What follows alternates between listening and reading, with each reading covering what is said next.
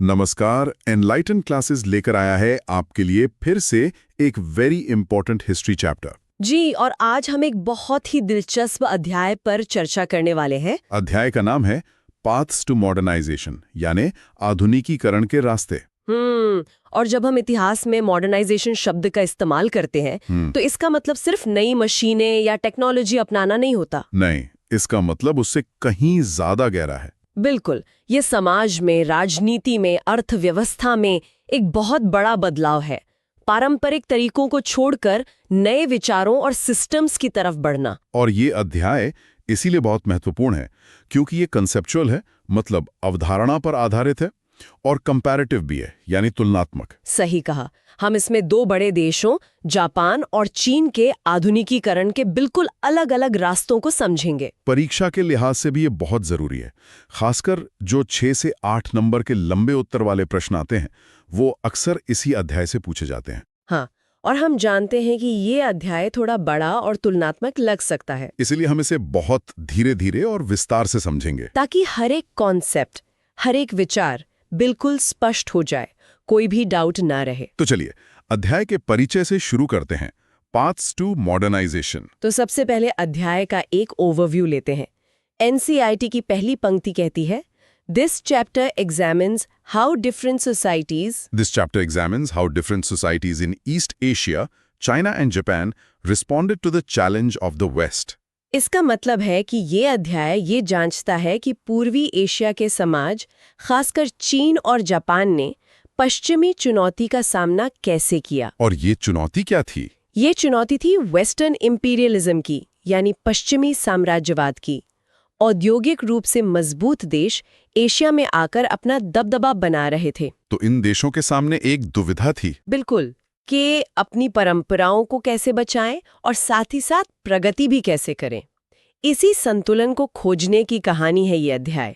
अब इसमें कुछ मुख्य अवधारणाएं यानी की कॉन्सेप्ट्स हैं जिन्हें समझना बहुत जरूरी है। हाँ, पहला है इंडस्ट्रियलाइजेशन एंड कॉलोनियलिज्म, यानी औद्योगिकरण और उपनिवेशवाद। इसको थोड़ा समझाइए। देखिए, औद्योगिक क्रांति ने पश्चिम यानी यूरोप और अमेरिका को बहुत मजबूत बना दिया था। उनके पास नई तकनीक थी, नए हथियार थे। और इसी ताकत के दम पे वो एशिया और अफ्रीका में उपनिवेश मतलब कॉलोनीज बना रहे थे। सही, तो औद्योगिकरण ने ही उपनिवेशवाद को बढ़ावा दिया। अगला कॉन्सेप्ट है इंपीरियलिज्म एंड रेवोल्यूशंस, साम्राज्यवाद और क्रांतियां। जब बाहर से साम्राज्यवाद का दबाव बढ़ता है तो देश के अंदर हलचल होती है। मतलब लोग अपने ही शासकों के खिलाफ हो जाते हैं। हाँ, उन्हें लगता है कि हमारे शासक कमजोर हैं, वो देश को बचा नहीं पा रहे। इसी वजह से इन देशों में आंतरिक क्रांतियां हुई, जैसे चीन में हुई। और तीसरा कॉन्सेप्ट है नेशनलिज्म एंड आइडेंटिटी, राष्ट्रवाद और पहचान। जब कोई बाहरी ताकत आप पर हावी होने की कोशिश करती है तो आप अपने देश, अपनी पहचान को लेकर ज्यादा सजग हो जाते हैं। एक तरह से अपनी राष्ट्रीय पहचान को मजबूत करने की भावना जगती है। बिल्कुल, आधुनिकीकरण की प्रक्रिया ने इन देशों में राष्ट्रवाद को बहुत बढ़ावा दिया। अध्याय में एक बहुत अच्छा उदाहरण, एक कोट है। हाँ, उसे पढ़ते हैं। Modernization is not a single path, it is a journey shaped by a country's unique history, culture and choices. आधुनिकीकरण का कोई एक रास्ता नहीं होता। ये एक ऐसी यात्रा है जिसे किसी देश का अपना इतिहास, संस्कृति और उसके फैसले आकार देते हैं। ये बहुत गहरी बात है। बहुत। इसका मतलब है कि अमेरिका जिस रास्ते से आधुनिक बना, जरूरी नहीं कि जापान भी उसी रास्ते पर चले या चीन उसी रास्ते पर चले। हर देश अपना रास्ता खुद बनाता है। जी, और जापान और चीन इसके सबसे बेहतरीन उदाहरण हैं। दोनों ने अलग अलग रास्ते चुने। यहीं से हमारा एग्जाम पॉइंट निकल कर आता है। हाँ, बिल्कुल। Japan's Meiji Restoration and China's revolutions offer contrasting models of modernization in response to Western pressure. इसका मतलब है कि जापान का मेजी पुनर्स्थापन और चीन की क्रांतियां, ये दोनों पश्चिमी दबाव के जवाब में आधुनिकीकरण के दो अलग अलग मॉडल पेश करते हैं। और परीक्षा में यही कंपेयर एंड कंट्रास्ट का सवाल बनता है। आपसे पूछा जाएगा कि जापान और चीन के आधुनिकीकरण के तरीकों की तुलना करें। तो जापान का मेजी रेस्टोरेशन एक सफल प्रतिक्रिया मानी जाती है। हाँ, ज्यादातर इतिहासकार इसे एक सफल टॉप डाउन यानी ऊपर से नियंत्रित प्रतिक्रिया मानते हैं। जबकि चीन का रास्ता संघर्ष और क्रांति से भरा था। जी, और उत्तर में दोनों मॉडल्स का जिक्र करना बहुत जरूरी है ताकि एक संतुलित जवाब बन सके। चलिए अब इसी चर्चा को आगे बढ़ाते हैं और समझते हैं कि इतिहास में आधुनिकीकरण का वास्तव में मतलब क्या है। हमारा अगला सेक्शन यही है, इंट्रोडक्शन, व्हाट इज मॉडर्नाइजेशन। पहला बिंदु है मीनिंग ऑफ मॉडर्नाइजेशन। इसमें लिखा है, a shift from traditional to new ideas and systems in industry, science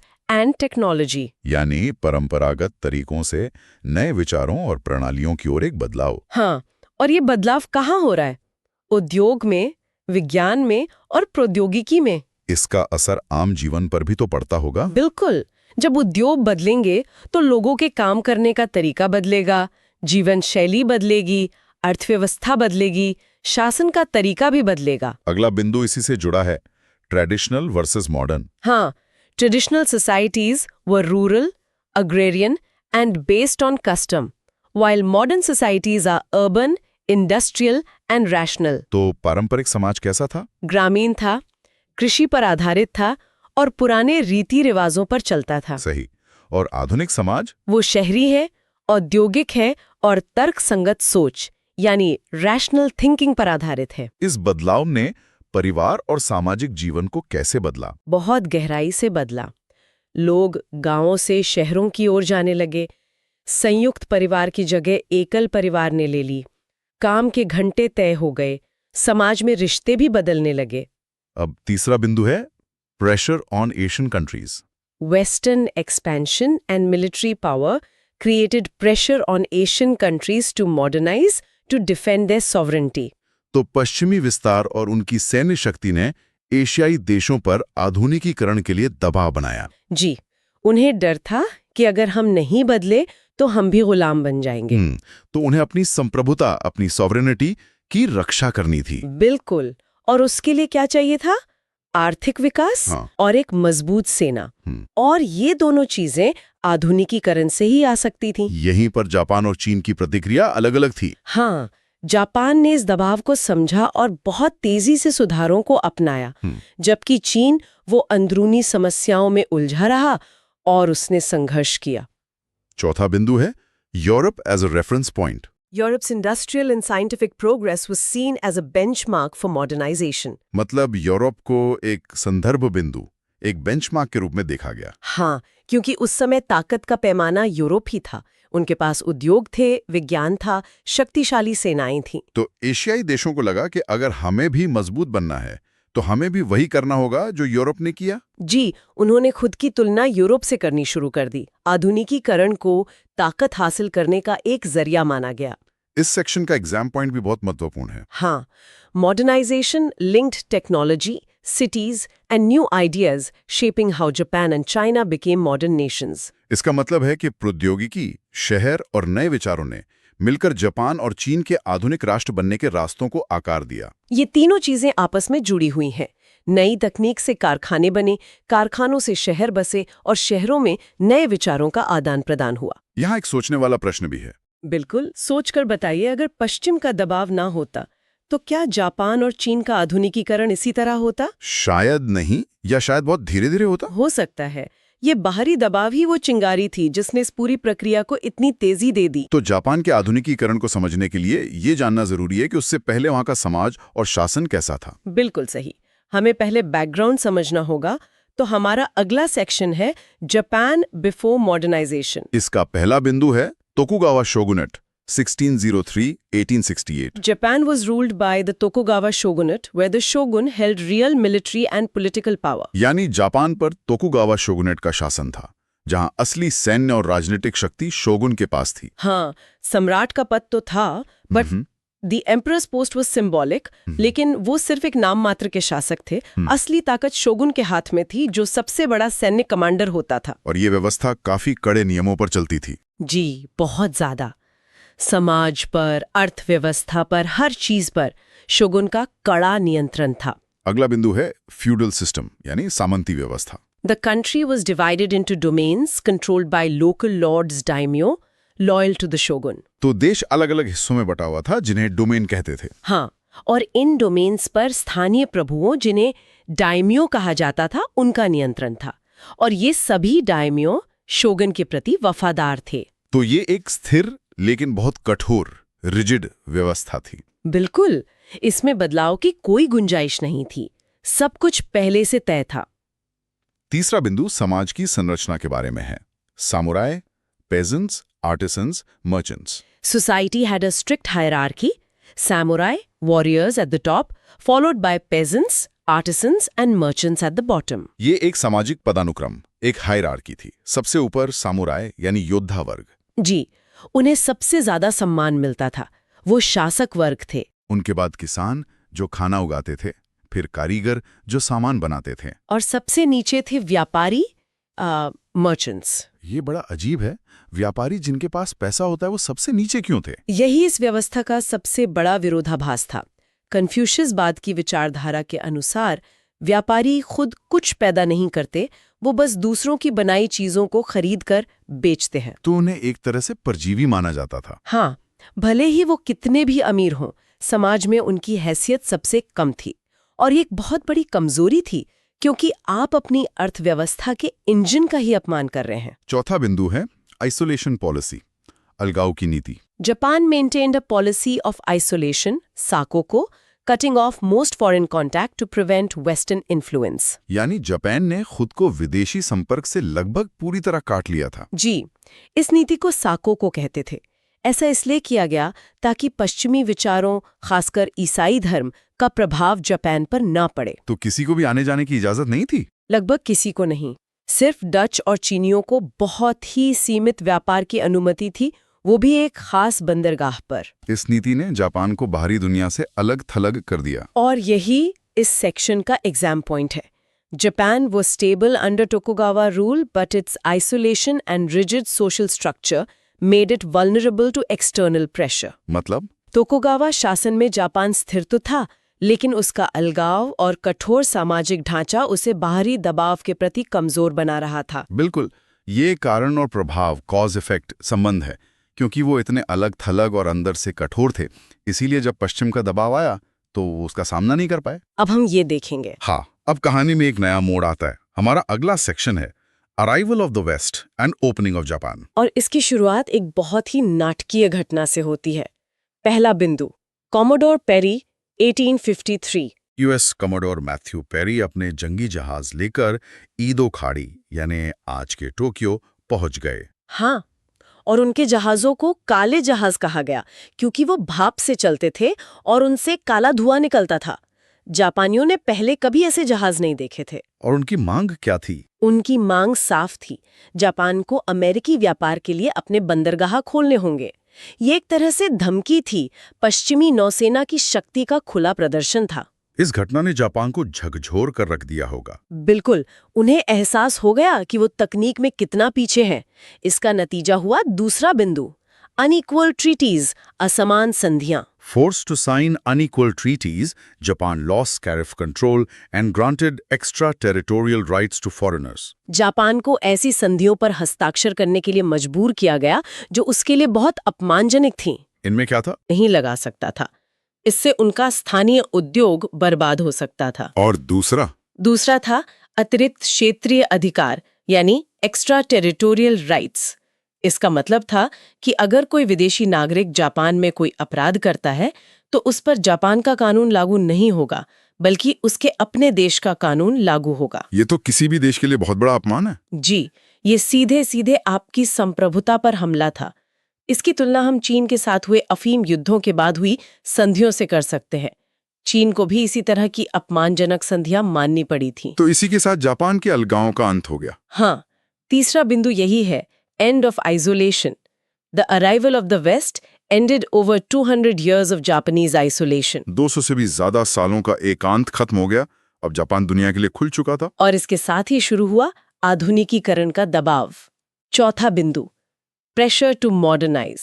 The need for a strong military drove Japan's desire for rapid modernization. अब Japan के नेताओं को ये डर सताने लगा कि कहीं पश्चिम हमें भी अपना उपनिवेश ना बना ले, जैसा उन्होंने भारत और दूसरे देशों के साथ किया था। तो अपनी आज़ादी बचाने के लिए उन्हें आधुनिक बनना ही था। जी, और उसके लिए एक मजबूत सेना और आधुनिक हथियारों की जरूरत थी। साथ ही आर्थिक और राजनीतिक सुधारों की भी इच्छा जगी ताकि देश अंदर से मजबूत बन सके। तो इस सेक्शन का एग्जाम पॉइंट सीधा सीधा कारण और प्रभाव पर है। बिल्कुल।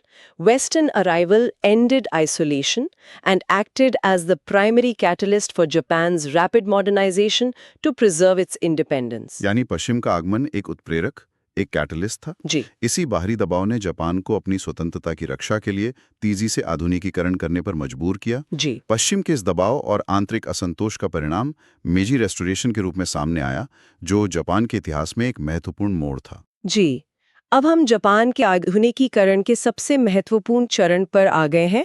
हमारा अगला सेक्शन है मेजी रेस्टोरेशन 1868। इसका पहला बिंदु है ओवरथ्रो ऑफ शोगुनेट, शोगुनेट का तख्तापलट। Dissatisfied samurai leaders overthrew the Tokugawa shogunate, blaming it for failing to defend Japan. तो जो असंतुष्ट सैमुराई नेता थे, उन्होंने शोगुनेट का तख्तापलट कर दिया। हाँ, क्योंकि उनका मानना था कि शोगुन देश की रक्षा करने में नाकाम रहा है।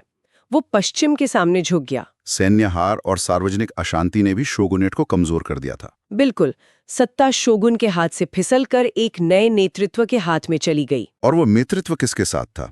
दूसरा बिंदु, रेस्टोरेशन ऑफ एम्परर मेजी, सम्राट मेजी की पुनर्स्थापना। Political power was restored to Emperor Meiji, who became a symbol of national unity and reform. यहाँ पुनर्स्थापना पर जोर क्यों है? क्योंकि असल में सम्राट के पास सदियों से कोई शक्ति थी ही नहीं, लेकिन अब उन्हें राष्ट्रीय एकता का प्रतीक बनाया गया। ये एक बहुत होशियार कदम था। कैसे? सम्राट को सामने रखकर सुधारों के एक नए युग की शुरुआत की गई। सम्राट के नाम पर पूरा देश एक हो सकता था। अब इस नाम का मतलब समझते हैं। तीसरा बिंदु, मीनिंग ऑफ मेजी। Meiji means enlightened rule, signifying a new direction towards progress and modern ideas. तो मेजी का अर्थ है प्रबुद्ध शासन, एनलाइटेंड रूल। जी, ये नाम ही देश की नई दिशा को दर्शाता था कि अब हम अज्ञान के अंधकार से निकलकर प्रगति और आधुनिक सोच की ओर बढ़ेंगे। और इस नई सरकार ने सबसे पहला काम क्या किया? चौथा बिंदु, centralised government. Feudal domains were abolished and replaced with a centralized administration controlled by the state. जो सामंती डोमेन थे, जो डायमियों के नियंत्रण में थे, उन्हें खत्म कर दिया गया। हाँ, उनकी जगह एक केंद्रीकृत सरकार बनाई गई। अब पूरे देश पर टोक्यो से सीधा शासन होता था। स्थानीय प्रभुओं की शक्ति खत्म कर दी गई और एक मजबूत केंद्रीय राज्य की स्थापना हुई। ये तो बहुत बड़ा बदलाव था। ये सबसे बुनियादी और जरूरी बदलाव था। इसके बिना कोई और सुधार संभव ही नहीं था। और यहीं से इस सेक्शन का एग्जाम पॉइंट निकलता है। जी, the Meiji restoration ended feudal rule and established a centralised state, laying the foundation for Japan's modernization. मेजी पुनर्स्थापन ने सामंती शासन को खत्म करके जापान के आधुनिकीकरण की नींव रखी। बिल्कुल। और यहाँ एक सोचने वाला प्रश्न है। सोचकर बताइए, अगर सम्राट को सत्ता वापस नहीं दी जाती, तो क्या एक केंद्रीकृत और आधुनिक जापान का निर्माण संभव हो पाता? शायद बहुत मुश्किल होता, क्योंकि देश छोटे छोटे सामंती टुकड़ों में ही बटा रहता और एकता नहीं आ पाती। सही। सम्राट एकता का वो प्रतीक थे जिसकी उस समय जापान को सख्त जरूरत थी। अब देखते हैं कि मेजी सरकार ने देश को राजनैतिक और प्रशासनिक रूप से आधुनिक बनाने के लिए कौन से ठोस कदम उठाए। जी, हमारा अगला सेक्शन इसी पर है, political and administrative reforms in Japan. पहला और सबसे बड़ा कदम, कॉन्स्टिट्यूशन, संविधान। A new constitution based on the German model was introduced, defining the rights and duties of subjects. एक नया संविधान बनाया गया जो जर्मन मॉडल पर आधारित था। हाँ, अब सवाल उठता है कि जर्मन मॉडल ही क्यों, ब्रिटेन या अमेरिका का क्यों नहीं? क्योंकि शायद वो पूरी तरह से लोकतंत्र नहीं चाहते थे। बिल्कुल सही। जर्मन मॉडल इसलिए चुना गया क्योंकि इसमें सम्राट को बहुत महत्वपूर्ण शक्तियां दी गई थीं। ये लोकतंत्र और राजशाही का मिश्रण था, जिसमें पलड़ा राजशाही का भारी था। दूसरा सुधार था पार्लियामेंट, डाइट, संसद। A parliament called the Diet was established with 2 houses, but it had limited powers. एक संसद बनाई गई जिसे डाइट कहते थे। इसमें 2 सदन थे, जैसे हमारे यहाँ लोकसभा और राज्यसभा हैं। हाँ, एक हाउस ऑफ पेयर्स जिसमें कुलीन लोग होते थे और एक हाउस ऑफ रिप्रेजेंटेटिव्स जिसमें चुने हुए प्रतिनिधि होते थे। लेकिन इसकी शक्तियां सीमित थी। जी, बहुत सीमित।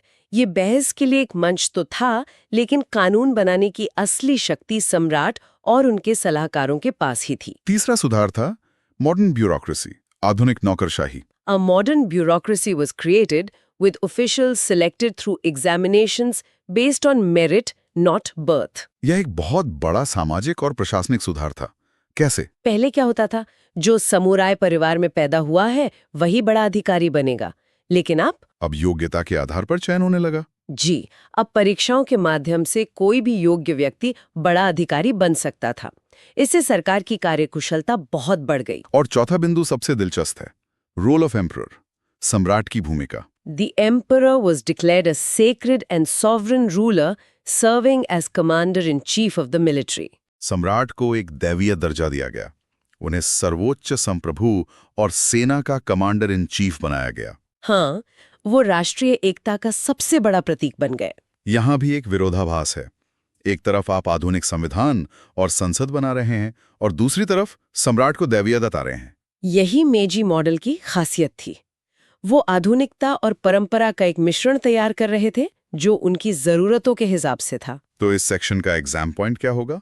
These reforms created a constitutional monarchy that balanced modern political structures with the supreme authority of the emperor. इन सुधारों ने एक संवैधानिक राजतंत्र बनाया जिसने आधुनिक राजनीतिक संरचनाओं और सम्राट के सर्वोच्च अधिकार के बीच एक संतुलन स्थापित किया। और ये मेजी राजनीतिक सुधारों की प्रकृति पर एक लंबे उत्तर वाले प्रश्न के लिए एक बहुत महत्वपूर्ण बिंदु है। बिल्कुल। एक मजबूत राष्ट्र बनने के लिए राजनीतिक सुधारों के साथ साथ आर्थिक आधुनिकीकरण भी बेहद जरूरी था। बिना आर्थिक ताकत के राजनीतिक ताकत खोखली होती है। तो अब हम आते हैं अगले सेक्शन पर, इकोनॉमिक मॉडर्नाइजेशन ऑफ जापान। पहला बिंदु है इंडस्ट्रियलाइजेशन, औद्योगिकरण। The government focused on strategic industries like textiles, steel, and shipbuilding, replacing manual labor with modern machinery. सरकार ने कपड़ा, स्टील और जहाज निर्माण जैसे उद्योगों पर ध्यान केंद्रित किया। हाँ, ये वो उद्योग थे जो एक देश को सैन्य और आर्थिक रूप से मजबूत बनाते हैं। मैनुअल काम की जगह आधुनिक मशीनों ने ले ली, जिससे उत्पादन में जबरदस्त वृद्धि हुई। दूसरा बिंदु है रेलवेज एंड फैक्ट्रीज, रेलवे और कारखाने।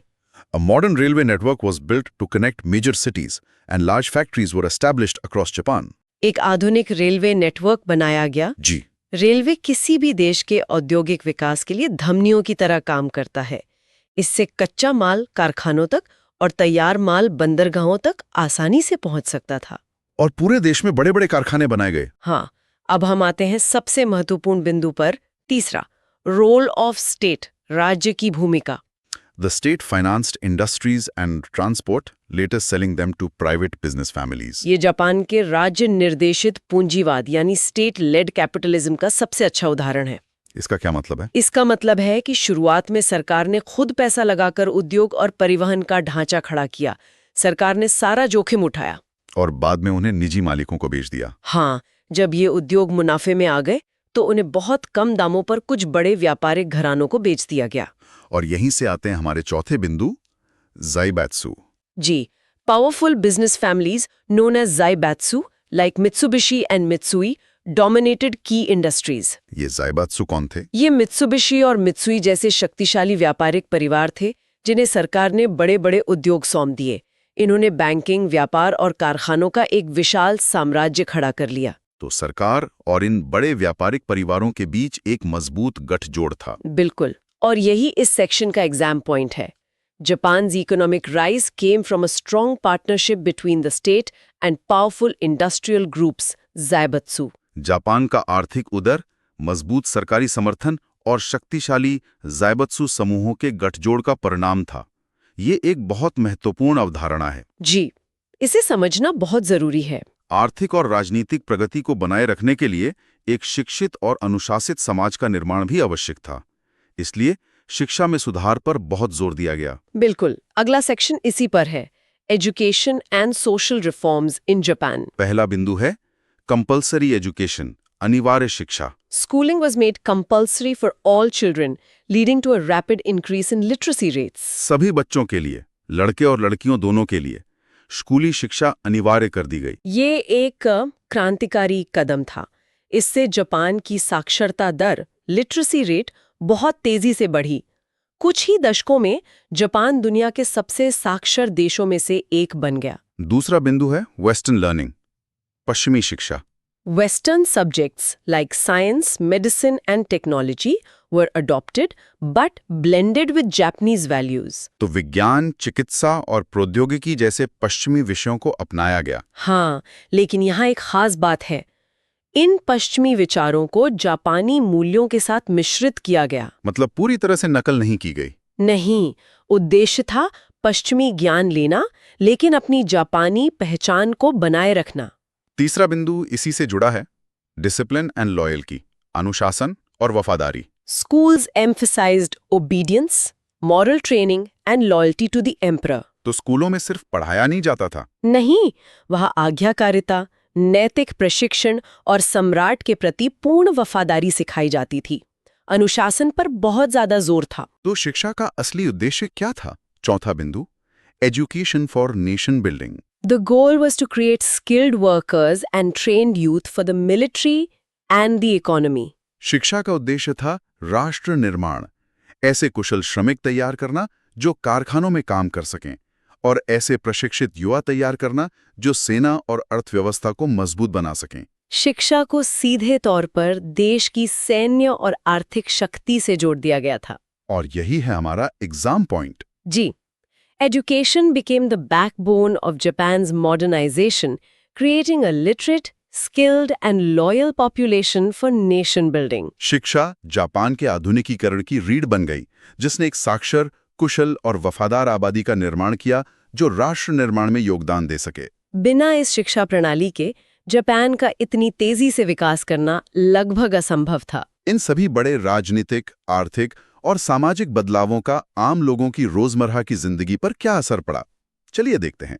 बिल्कुल, हमारा अगला सेक्शन है everyday life and culture in modern Japan. पहला बिंदु है चेंजेस इन क्लोथिंग, पहनावे में बदलाव।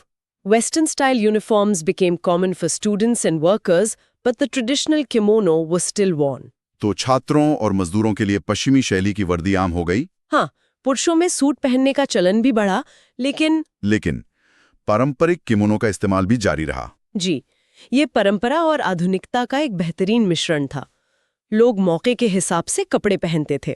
दूसरा बिंदु है हाउसिंग एंड फूड, आवास और भोजन। Traditional wooden homes gave way to modern buildings and Western foods were added to the Japanese diet. तो लकड़ी के पारंपरिक घरों की जगह आधुनिक इमारतों ने ले ली, खासकर शहरों में। हाँ, घरों में भी फर्नीचर का स्टाइल बदलने लगा और खाने की मेज पर भी बदलाव आया। जापानी भोजन में पश्चिमी भोजन को भी जोड़ा गया, जैसे ब्रेड, बियर, मीट। सही। तीसरा बिंदु इस पूरी बात का सार है western ideas with traditions. Western education and science were widely embraced, but Japanese arts, festivals and values remained strong. पश्चिमी शिक्षा और विज्ञान को तो अपनाया गया, लेकिन जापानी कला, उनके त्योहार, उनके पारिवारिक मूल्य, वो सब बने रहे। आधुनिकीकरण को सांस्कृतिक गौरव के साथ मिला दिया गया। बिल्कुल, और यही इस सेक्शन का एग्जाम पॉइंट है। Japan's unique model of modernization involved blending Western influences with the preservation of its cultural identity. Japan के आधुनिकीकरण का अनूठा मॉडल ये था कि उसने अपनी सांस्कृतिक पहचान बनाए रखते हुए पश्चिमी प्रभाव को मिश्रित किया। यह एक बहुत सूक्ष्म, न्यूआंस्ड पॉइंट है, जिसे अगर आप उत्तर में लिखते हैं तो आपका उत्तर बहुत प्रभावी बन जाता है। और अंत में इस आधुनिकीकरण के दौर में समाज के एक बहुत महत्वपूर्ण हिस्से यानी महिलाओं की स्थिति में क्या बदलाव आए, यह समझना भी जरूरी है। जी, ये एक बहुत महत्वपूर्ण पहलू है। हमारा आखिरी सेक्शन है वुमेन इन मॉडर्न जापान। पहला बिंदु एजुकेशन फॉर वुमेन, महिलाओं के लिए शिक्षा। Girls gained access to schooling, but the curriculum focused mainly on literacy and domestic skills. तो लड़कियों को स्कूली शिक्षा का अवसर मिला, जो कि एक बहुत बड़ा सुधार था। बिल्कुल, लेकिन उनके पाठ्यक्रम यानी करिकुलम पर ध्यान देना जरूरी है। वो मुख्य रूप से साक्षरता और घरेलू कौशल यानी होम स्किल्स पर केंद्रित था। उन्हें पढ़ना लिखना, सिलाई कढ़ाई, खाना बनाना सिखाया जाता था। जी, शिक्षण और नर्सिंग जैसे कुछ क्षेत्रों में उनके लिए अवसर बढ़े, लेकिन ये भी पारंपरिक रूप से महिलाओं के काम माने जाते थे। तो परिवार के भीतर उनकी भूमिका क्या थी? दूसरा बिंदु, role inside family. Women were expected to manage the home and children with an emphasis on obedience and loyalty. महिलाओं से घर और बच्चों का प्रबंधन करने की उम्मीद की जाती थी। हाँ, आज्ञाकारिता और वफादारी को एक महिला का सबसे बड़ा गुण माना जाता था। परिवार को महिला का प्राथमिक कर्तव्य माना जाता था। तो यहाँ ज्यादा बदलाव नहीं आया। नहीं, बल्कि अच्छी पत्नी, बुद्धिमान माँ के विचार को और मजबूत किया गया। तीसरा बिंदु है लिमिटेशंस एंड रिफॉर्म्स, सीमाएं और सुधार। Women lacked equal rights in politics and employment. Early reforms improved access to education, but full equality required later movements. महिलाओं को राजनीति या नौकरियों में समान अधिकार नहीं थे। नहीं, उन्हें वोट देने का अधिकार नहीं था, ना ही वो ऊंचे पदों पर काम कर सकती थीं। तो शुरुआती सुधारों ने शिक्षा के अवसर तो दिए, लेकिन समानता की मांग के लिए बाद में महिला आंदोलनों की आवश्यकता पड़ी। सुधार हुए, लेकिन वो धीमे और आंशिक थे।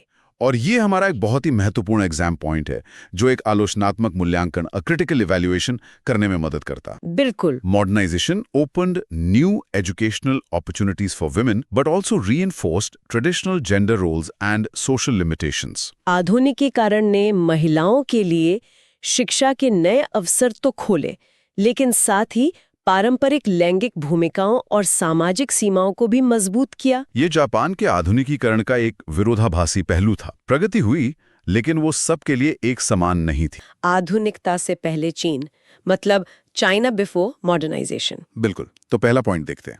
मैं पहले इंग्लिश में पढ़ूंगा, फिर हम उसे समझेंगे। जी। Last imperial dynasty of China, strong monarchy, large empire, faced internal rebellions and foreign pressure.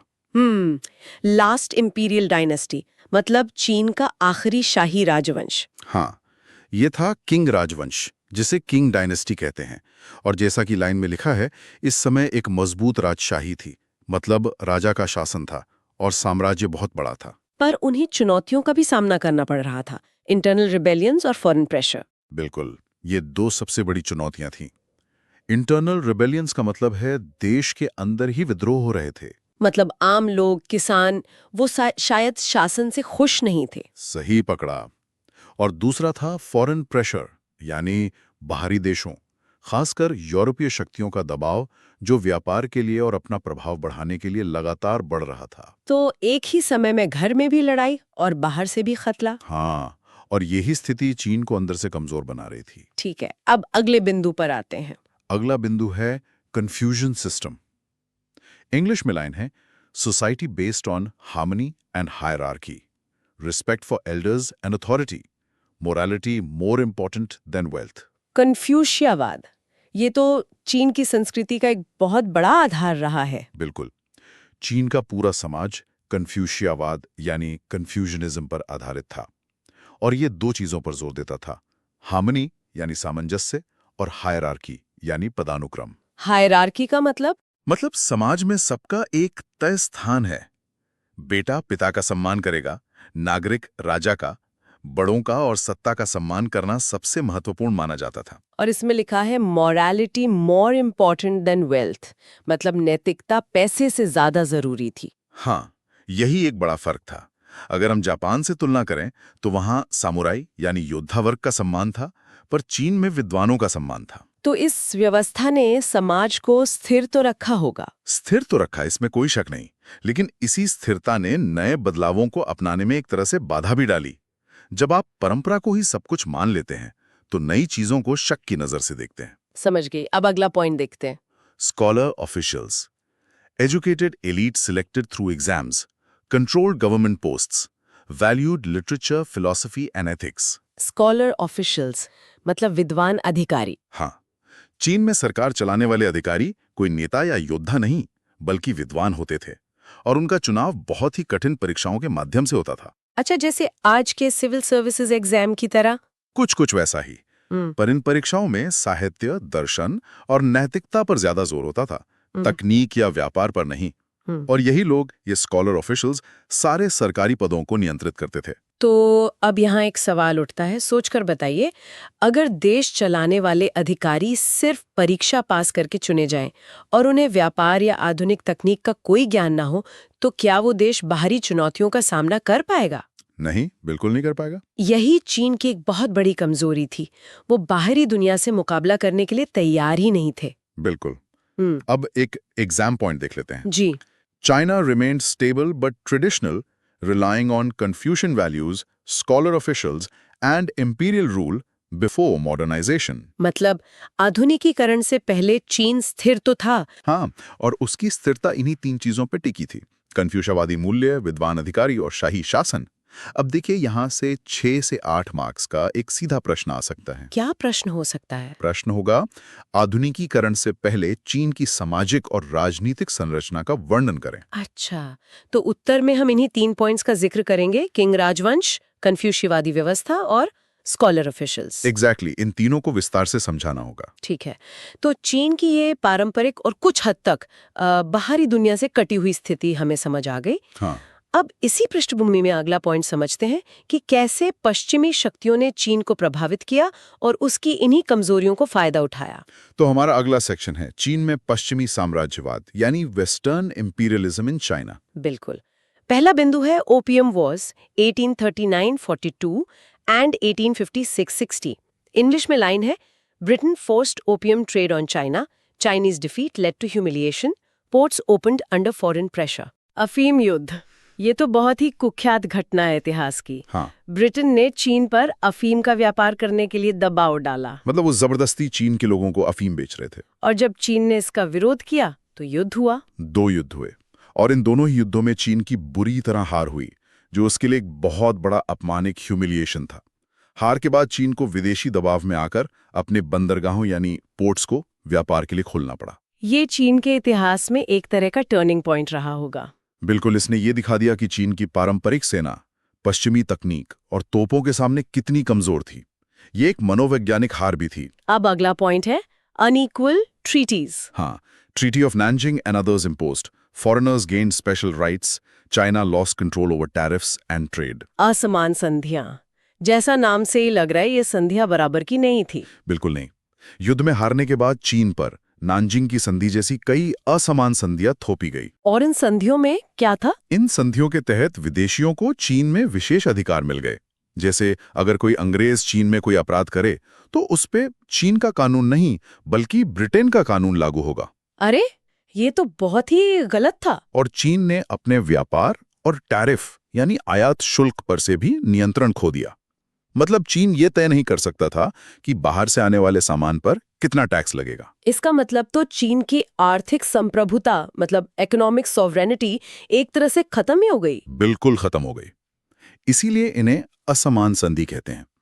ये एक पक्ष के लिए फायदेमंद और दूसरे के लिए सरासर नुकसानदायक थी। अगला बिंदु भी इसी से जुड़ा है, लॉस ऑफ सॉवरेनिटी। हाँ, foreign powers controlled ports, spheres of influence divided China, king authority weekend. मतलब विदेशी ताकतों ने बंदरगाहों पर कब्जा कर लिया, नियंत्रण कर लिया, और उन्होंने चीन को प्रभाव क्षेत्रों यानी स्फीयर्स ऑफ इन्फ्लुएंस में बांट लिया। ये स्फीयर्स ऑफ इन्फ्लुएंस क्या था? इसका मतलब था कि चीन के अलग-अलग हिस्सों पर किसी एक विदेशी देश का दबदबा होगा। जैसे किसी हिस्से पर ब्रिटेन का, किसी पर फ्रांस का, किसी पर जर्मनी का। वो वहां रेलवे बना सकते थे, खदानें चला सकते थे। तो चीन अपने ही देश में बट गया था। हाँ, और इससे किंग सरकार का अधिकार बहुत ज्यादा कमजोर हो गया। वो बस नाम के शासक रह गए थे। और इसका आर्थिक असर भी बहुत बुरा पड़ा होगा। हमारा अगला पॉइंट है इकोनॉमिक एक्सप्लॉयटेशन। जी। Foreign nations gain trading rights, Chinese industries damaged, heavy indemnities weakened economy. मतलब विदेशी देशों को व्यापार के अधिकार मिल गए, जिससे चीन के अपने जो छोटे मोटे उद्योग धंधे थे वो तबाह हो गए होंगे। पूरी तरह से, क्योंकि उनका सामान मशीन से बने सस्ते विदेशी सामान का मुकाबला नहीं कर सका। और इसके ऊपर से युद्ध के हर्जाने, हेवी इंडेमनिटीज के रूप में चीन को बहुत भारी रकम चुकानी पड़ी। हर्जाना भी देना पड़ा। हाँ, युद्ध हारने का हर्जाना। इससे चीन की अर्थव्यवस्था और भी ज्यादा कमजोर हो गई। तो ये एक पूरा चक्र था, युद्ध में हार, फिर अपमानजनक संधि और फिर आर्थिक शोषण। बिल्कुल। अब इसका एग्जाम पॉइंट देखते हैं। Western powers weekend China through war, treaties and exploitation, causing major political and economic decline. ये एक सीधा कॉज इफेक्ट वाला प्रश्न बन सकता है। हाँ, प्रश्न आ सकता है। पश्चिमी साम्राज्यवाद ने चीन को राजनीतिक और आर्थिक रूप से कैसे कमजोर किया?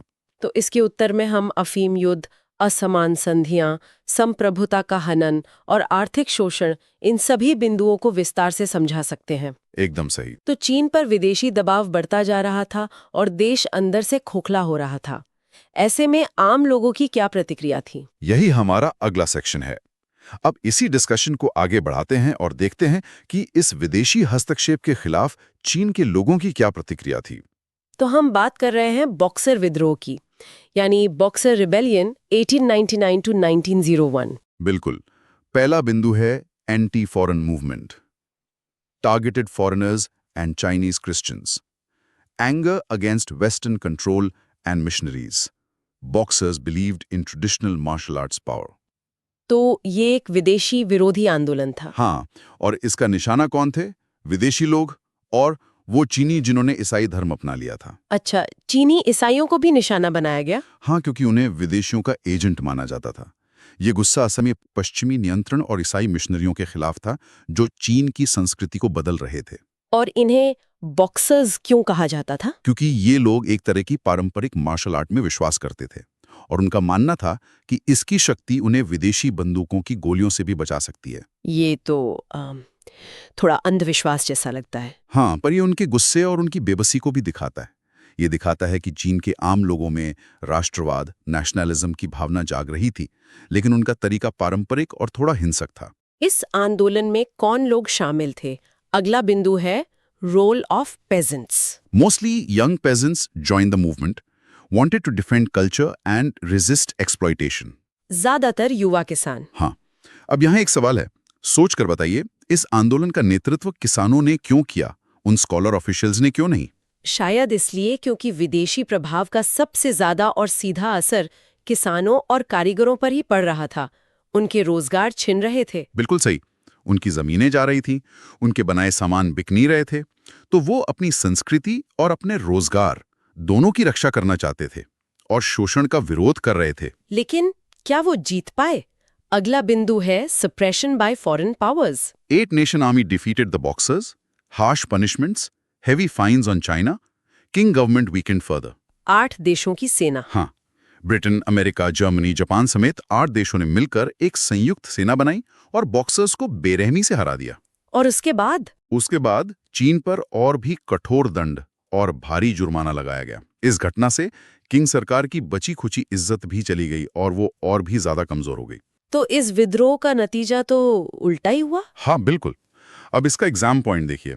The boxer rebellion showed rising nationalism but ended with foreign domination and king weakness. ये एक विरोधाभास है, एक पैराडॉक्स जैसा है। सही कहा। यहां से प्रश्न आ सकता है, बॉक्सर विद्रोह के क्या परिणाम हुए? तो हम उत्तर में लिखेंगे कि इसने चीन में बढ़ते राष्ट्रवाद को तो दिखाया, हाँ, लेकिन इसका अंत चीन पर विदेशी प्रभुत्व और ज्यादा बढ़ने और किंग राजवंश के पतन की प्रक्रिया के और तेज होने के रूप में हुआ। बिल्कुल सही। ये एक ऐसी हार थी जिसने ये साबित कर दिया कि सिर्फ भावना और पारंपरिक ताकत से काम नहीं चलेगा। तो विद्रोह का रास्ता भी नाकाम रहा। क्या इसके अलावा कोई और कोशिश भी हुई? क्या कुछ लोगों ने सुधारों के जरिए देश को मजबूत करने की नहीं सोची थी। विद्रोह के अलावा चीन में कुछ लोगों ने सुधारों के माध्यम से देश को मजबूत करने की भी कोशिश की। अब हम उन प्रयासों को समझेंगे। ठीक है, तो हमारा अगला सेक्शन है चीन में सुधार आंदोलन, यानी रिफॉर्म मूवमेंट्स इन चाइना। पहला और सबसे महत्वपूर्ण आंदोलन था self strengthening movement, 1860s to 1890s। Self strengthening movement line है, M strengthen China without changing traditions. Modern weapons and shipyards built, Western technology adopted. Self strengthening movement मतलब खुद को मजबूत बनाने का आंदोलन। इसका उद्देश्य क्या था? इसका उद्देश्य था चीन की परंपराओं को बदले बिना सिर्फ पश्चिमी तकनीक अपनाकर उसे मजबूत बनाना। मतलब सोच पुरानी रखो, बस हथियार नए ले लो। एक तरह से हाँ। इसके तहत आधुनिक हथियार बनाए गए, शिपयार्ड यानी जहाज बनाने के कारखाने लगाए गए और पश्चिमी तकनीक को अपनाया गया। लेकिन ये जापान के मेजी सुधारों से अलग था, है ना? बहुत अलग। यही तो मुख्य बिंदु है। जापान ने सिर्फ तकनीक नहीं बल्कि अपनी राजनीतिक व्यवस्था, अपनी सामाजिक व्यवस्था, अपनी शिक्षा प्रणाली सब कुछ बदल दिया था। चीन सिर्फ ऊपरी सतही बदलाव करना चाहता था। तो और क्या प्रयास हुए? अगला बिंदु है attempts at modernization. New industries, textiles, mining, railways, modern schools introduced, some reforms in the army and administration. अच्छा, तो कुछ नए उद्योग भी लगे, कपड़ा, खनन, रेलवे। हाँ, और कुछ आधुनिक स्कूल भी खोले गए। सेना और प्रशासन में भी थोड़े बहुत सुधार किए गए, लेकिन ये सब बहुत छोटे पैमाने पर था। तो ये सफल क्यों नहीं हुए? हमारा अगला बिंदु है लिमिटेशंस। बिल्कुल। Reforms slow and incomplete. Qing officials resisted major change. No political reform. Continued weakness. तो ये सुधार बहुत धीमे और अधूरे थे। हाँ, और सबसे बड़ी समस्या ये थी कि किंग राजवंश के अधिकारी खुद ही बड़े बदलावों का विरोध कर रहे थे। उन्हें डर था कि अगर ज्यादा बदलाव हुए तो उनकी अपनी सत्ता चली जाएगी। और सबसे बड़ी बात जो यहाँ लिखी है, नो पॉलिटिकल रिफॉर्म। यही इस आंदोलन की सबसे बड़ी विफलता थी। अगर आपकी राजनीतिक व्यवस्था ही पुरानी और भ्रष्ट है तो आप सिर्फ कुछ फैक्ट्रियां लगाकर देश को नहीं बचा सकते। मतलब जड़ में जो समस्या थी उसे छुआ ही नहीं गया। बिल्कुल नहीं। इसलिए चीन की कमजोरी बनी रही। ये सुधार पूरी तरह से असफल रहे। अब इसका परीक्षा बिंदु देख लेते हैं। हाँ, reforms tried to modernize China but conflicts, resistance and slow progress limited their success. ये 6 से 8 मार्क्स का एक बहुत महत्वपूर्ण प्रश्न बन सकता है। हाँ, और प्रश्न होगा, चीन के शुरुआती सुधार आंदोलन क्यों असफल रहे?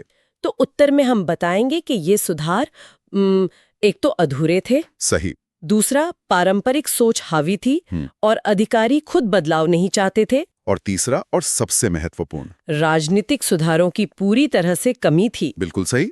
इन 3 पॉइंट्स को समझाना होगा। तो जब सुधार के सारे प्रयास भी विफल हो गए तो फिर क्या हुआ? जब सुधार का रास्ता बंद हो जाता है तो अक्सर क्रांति का दरवाजा खुलता है। तो चीन में क्रांति का मार्ग प्रशस्त हुआ। अब हम 1911 की क्रांति के बारे में जानेंगे। तो अगला सेक्शन है चीनी क्रांति 1911 यानी चाइनीज रेवोल्यूशन। बिल्कुल। इसमें सबसे पहला और बड़ा नाम है सन यात-सेन का। तो पहला बिंदु है role of Sun Yat-sen, leader of the revolutionary movement, proposed 3 principles of the people, inspired end of imperial rule. सन यात-सेन, इन्हें आधुनिक चीन का जनक भी कहा जाता है। हाँ, वो इस क्रांतिकारी आंदोलन के नेता थे। उन्होंने ही जनता के 3 सिद्धांत यानी 3 principles of the people का विचार दिया और उन्होंने ही चीन में हजारों साल पुराने शाही शासन को समाप्त करने की प्रेरणा दी। और फिर राजशाही का अंत हुआ। अगला बिंदु है end of monarchy. Qing dynasty collapsed in 1911. Last emperor Puyi abdicated. China became a republic. 1911 में किंग राजवंश का पतन हो गया। हाँ, जो आखिरी सम्राट थे, एक छोटे बच्चे थे जिनका नाम था पुई, उन्हें गद्दी छोड़नी पड़ी और इसके साथ ही चीन एक गणतंत्र यानी रिपब्लिक बन गया। ये चीन के हजारों साल के शाही इतिहास का अंत था। ये तो एक बहुत ही बड़ा राजनीतिक परिवर्तन था। बहुत बड़ा, शायद चीन के इतिहास का सबसे बड़ा मोड़। अब सन यात-सेन के उन 3 सिद्धांतों के बारे में जानते हैं। हाँ, Sun Yat Sen's 3 principles: nationalism, freedom from foreign control, democracy, people's government. राष्ट्रवाद और लोकतंत्र। उनके 3 सिद्धांत थे, राष्ट्रवाद, लोकतंत्र और समाजवाद। यहाँ 2 का जिक्र है। राष्ट्रवाद का मतलब था विदेशी नियंत्रण से पूरी आजादी, जो उस वक्त चीन की सबसे बड़ी जरूरत थी। बिल्कुल। और लोकतंत्र का अर्थ था जनता की सरकार, न कि किसी सम्राट की। ये चीन के लिए एकदम नए और क्रांतिकारी विचार थे। तो अब इसका एग्जाम पॉइंट क्या बनता है? 1911 revolution ended monarchy and introduced new ideas of nationalism, democracy and social reform. यहाँ से प्रश्न आ सकता है, हाँ, 1911 की चीनी क्रांति का क्या महत्व था? हाँ, और इसका महत्व यही था कि पहला, इसने राजशाही को समाप्त कर दिया, और दूसरा, इसने चीन में राष्ट्रवाद और लोकतंत्र जैसे नए राजनीतिक विचारों की शुरुआत की, जिसने चीन के भविष्य की नींव रखी। तो चीन गणतंत्र तो बन गया, लेकिन क्या इससे उसकी सारी समस्याएं खत्म होगी? नहीं, बिल्कुल नहीं, बल्कि एक तरह से और बढ़ गईं। हाँ, क्रांति के बाद भी चीन की समस्याएं खत्म नहीं हुई। अब देखते हैं कि राष्ट्रवाद की भावना कैसे आगे बढ़ी और किन चुनौतियों का सामना करना पड़ा। ठीक है। तो अगला सेक्शन है चीनी राष्ट्रवाद का उदय, Rise of Chinese nationalism, पहला बिंदु है Republican ideas. inspired by Sun Yat-sen's principles, end of a monarchy demanded, idea of a modern citizen-led government. तो लोग सन यात्सेन के विचारों से प्रेरित थे। हाँ, राजशाही का अंत हो चुका था और अब एक आधुनिक नागरिकों द्वारा चलाई जाने वाली सरकार का विचार लोकप्रिय हो रहा था। लोगों में एक नई उम्मीद जगी थी। लेकिन असल में ऐसा हुआ नहीं। अगला बिंदु है struggle for unity. China divided into regions and warlords areas. Nationalists worked to unify the country, fight against foreign control and internal conflicts. चीन क्षेत्रों और वॉरलॉर्ड्स के इलाकों में बट गया था। वॉरलॉर्ड्स कौन थे? Warlords मतलब स्थानीय सैन्य तानाशाह, जिनके पास अपनी सेना थी और वो किसी की नहीं सुनते थे। तो क्रांति के बाद चीन एकजुट होने के बजाय और बिखर गया। तो राष्ट्रवादियों के सामने दोहरी चुनौती थी। हाँ, उन्हें देश को एकजुट करने के लिए इन वॉरलॉर्ड से भी लड़ना था और साथ ही विदेशी नियंत्रण से भी लड़ना था। ये एक बहुत मुश्किल लड़ाई थी। ये फिर से जापान के अनुभव से बिल्कुल अलग है। बिल्कुल। जापान में मेजी पुनर्स्थापना के बाद पूरा देश सम्राट के नाम पर एकजुट हो गया था। वहां राजनीतिक स्थिरता आई थी, पर चीन में क्रांति के बाद राजनीतिक अस्थिरता आ गई। ये एक बहुत बड़ा अंतर है। लेकिन आधुनिक विचारों का प्रभाव तो पड़ रहा होगा। अगला बिंदु है इम्पैक्ट ऑफ मॉडर्न आइडियाज। तो राष्ट्रवाद, लोकतंत्र और समाजवाद जैसे विचार फैल रहे थे। हाँ, खासकर शहरों में और पढ़े लिखे युवाओं के बीच। छात्र और युवा लगातार विरोध प्रदर्शनों का नेतृत्व कर रहे थे। और आधुनिक शिक्षा ने भी इसमें भूमिका निभाई होगी। बहुत बड़ी भूमिका। आधुनिक शिक्षा ने लोगों में एक नई राजनीतिक जागरूकता पैदा की। वो अब दुनिया को एक नए नजरिए से देख रहे थे। तो इसका एग्जाम पॉइंट क्या होगा? Chinese nationalism grew through Republican ideas, unity struggles, and modern political thinking. ये बताता है कि चीनी राष्ट्रवाद का विकास किन वजहों से हुआ। हाँ, अगर प्रश्न आता है कि चीनी राष्ट्रवाद के विकास के क्या कारक थे, तो आप उत्तर में गणतांत्रिक विचारों, एकता के लिए किए गए संघर्ष और आधुनिक राजनीतिक सोच का उल्लेख कर सकते हैं। अभी तक हमने चीन के लंबे और मुश्किल सफर को देखा। हाँ, अब थोड़ा रुककर इस अध्याय के मूल विचार को समझते हैं कि आधुनिकता आखिर है क्या। ये बहुत जरूरी सवाल है। तो हमारा सेक्शन है आधुनिकता क्या है? What is modernity? पहला सवाल, Is modernity only Western? Western model influenced many nations, but modernity can arise in different cultures. Japan and China shape their own versions. क्या आधुनिक होने का मतलब सिर्फ पश्चिमी होना है? ये एक बहुत बड़ा सवाल है और इसका जवाब है नहीं। ये सच है कि पश्चिमी मॉडल ने कई देशों को प्रभावित किया क्योंकि वो उस समय सबसे शक्तिशाली थे। लेकिन आधुनिकता अलग-अलग संस्कृतियों में भी पैदा हो सकती है और होती है। जापान और चीन दोनों ने आधुनिकीकरण के अपने-अपने रास्ते बनाए। ये एक बहुत महत्वपूर्ण अवधारणा है। आधुनिक होने का मतलब पश्चिमी होना नहीं है। बिल्कुल, कोई भी देश अपनी संस्कृति और अपनी पहचान को बनाए रखते हुए भी आधुनिक बन सकता है। इसी से जुड़ा है अगला बिंदु, different paths to modernization. Japan ने तेजी से आधुनिकीकरण किया, मेइजी सुधारों के जरिए। हाँ, उनका रास्ता तेज था और ऊपर से नीचे की ओर था। वहीं चीन का रास्ता बहुत धीमा और संघर्षों से भरा था। और ऐसा क्यों हुआ? क्योंकि हर समाज अपनी जरूरतों और अपनी ऐतिहासिक परिस्थितियों के हिसाब से सुधारों को चुनता है। कोई एक फॉर्मूला सबके लिए काम नहीं करता। तो क्या आधुनिकीकरण का मतलब परंपराओं को छोड़ देना है? नहीं, बिल्कुल नहीं। यही हमारा अगला बिंदु है, tradition plus modern ideas. Modernization didn't erase traditions. Japan blended western tech with cultural values. China modernized while keeping Confucian roots. आधुनिकीकरण ने परंपराओं को खत्म नहीं किया। नहीं, जापान इसका सबसे अच्छा उदाहरण है। उन्होंने पश्चिमी तकनीक को अपने सांस्कृतिक मूल्यों के साथ बहुत खूबसूरती से मिलाया। जैसे उन्होंने सम्राट की संस्था को बनाए रखा, जो उनकी परंपरा का प्रतीक था, लेकिन सरकार का ढांचा पश्चिमी बना दिया। चीन ने भी इतने सारे बदलावों के बावजूद अपनी कन्फ्यूशियवादी जड़ों को पूरी तरह से नहीं छोड़ा। तो ये एक तरह का मिश्रण है। बिल्कुल। अब इसका एग्जाम पॉइंट देखते हैं, जो इस पूरे अध्याय का सार है। Modernity is not one pattern. Nations mix tradition and new ideas to build their own path. यहाँ से 8 मार्क्स का एक बड़ा वैचारिक प्रश्न आ सकता है। हाँ, और प्रश्न होगा, क्या आधुनिकीकरण का कोई एक मॉडल है? जापान और चीन के उदाहरणों से स्पष्ट करें। तो उत्तर में हम यही समझाएंगे कि नहीं, कोई एक मॉडल नहीं है। हर देश अपनी परंपरा और नए विचारों को मिलाकर अपना एक अनूठा, एक यूनिक रास्ता बनाता है। एकदम सही। अब जब हमने दोनों देशों की कहानी को अलग-अलग समझ लिया है, तो क्यों ना उनकी सीधी तुलना की जाए। बिल्कुल। अब हम सीधे तौर पर जापान और चीन के आधुनिकीकरण के रास्तों की तुलना करेंगे। यह परीक्षा के दृष्टिकोण से बहुत ही महत्वपूर्ण है। तो सेक्शन है जापान बनाम चीन तुलना, यानी जापान वर्सेस चाइना कंपैरिजन। हम इसे कुछ पहलुओं के आधार पर देखेंगे। पहला एस्पेक्ट है रिस्पॉन्स टू वेस्ट, यानी पश्चिम को लेकर उनकी प्रतिक्रिया क्या थी। ठीक है। Japan quick adaptation, embrace reforms. China slow, divided, resisted changes. ये तो एकदम साफ है। जापान की प्रतिक्रिया तेज थी, उसने सुधारों को अपनाया। हाँ, उन्होंने तुरंत समझ लिया कि दुनिया बदल गई है और हमें भी बदलना होगा। वहीं चीन की प्रतिक्रिया बहुत धीमी और विभाजित थी। वो लंबे समय तक बदलावों का विरोध ही करते रहे। ठीक है। दूसरा एस्पेक्ट पॉलिटिकल चेंज, यानी राजनीतिक परिवर्तन। जापान मेजी restoration brought unity. China revolution ended monarchy but instability continued. Japan में मेजी पुनर्स्थापना से देश में एकता आई। हाँ, सम्राट के नाम पर पूरा देश एक हो गया और एक मजबूत सरकार बनी। जबकि चीन में क्रांति ने राजशाही को तो खत्म कर दिया। लेकिन उसके बाद देश में एकता नहीं बल्कि अस्थिरता आई। देश वॉरलॉर्ड्स में बट गया।